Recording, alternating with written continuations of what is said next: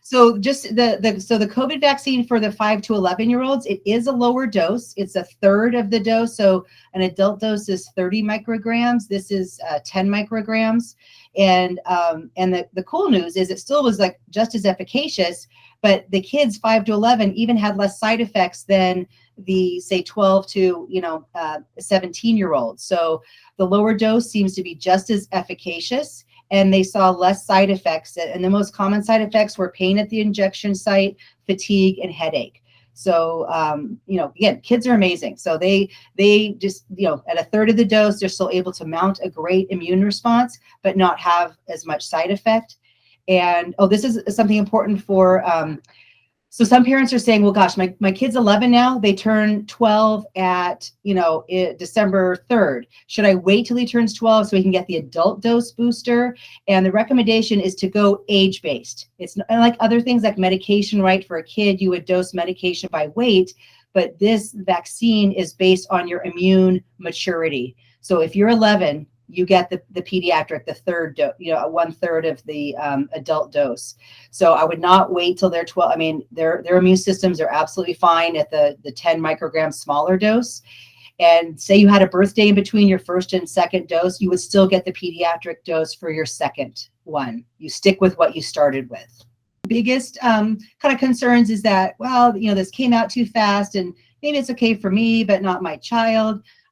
So, I've done a lot of research on this, and the vaccine approval process, it went through all the same steps. It just went through at a much faster pace because they were able to do these steps in parallel instead of doing phase 1 study, then phase 2 study, and also just all the resources that were kind of pooled to make this happen because of the dire emergency allowed it to happen faster.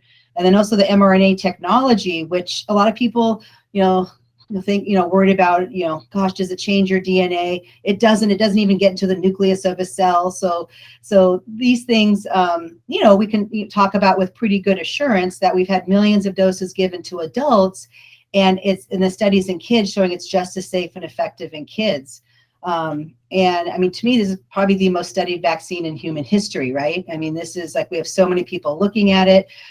Amazingly, we've seen no big signals for bad side effects, right? Because at first we weren't sure, but just all the follow-ups, at first we were worried where there'd be allergic reactions. We were not seeing that, and just the safety. And the kid study was done.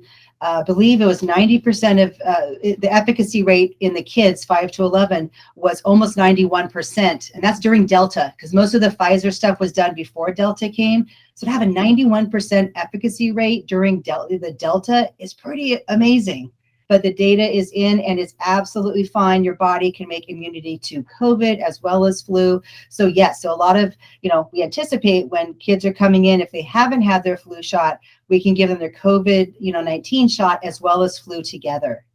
And yes, and the adults have been doing that and they've been doing just fine. Kids don't seem to get as sick. However, unfortunately, about a third of kids who've had to be hospitalized with COVID are kids with no underlying medical condition. So it's kind of like playing Russian roulette, right?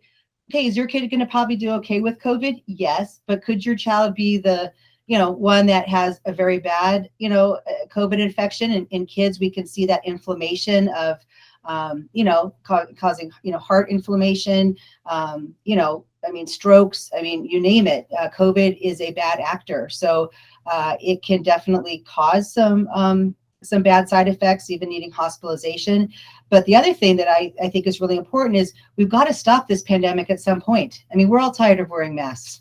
I'm tired of wearing a mask all day. I'm so glad I can sit in my closed office door and not have my mask on right now. But to me, the only way we're going to get there is we get as many people vaccinated as possible. And our kids are back in schools. I have seen a lot of illness. We didn't see much for a year and a half when kids were not in school, but we're seeing croup, we're seeing RSV, which is this respiratory virus that young kids get, causes them to wheeze. we're seeing lots of stuff. So even though the kids are wearing masks at school, we know they're not perfect. And, kids get COVID at school, can bring it home to grandma who's, undergoing chemotherapy. Kids are a reservoir that can be spreading it to adults who are not as effective. The vaccine, we know young kids' immune systems work much better than ours, and protecting our kids will also protect, get that herd immunity and protect the more vulnerable people in our society.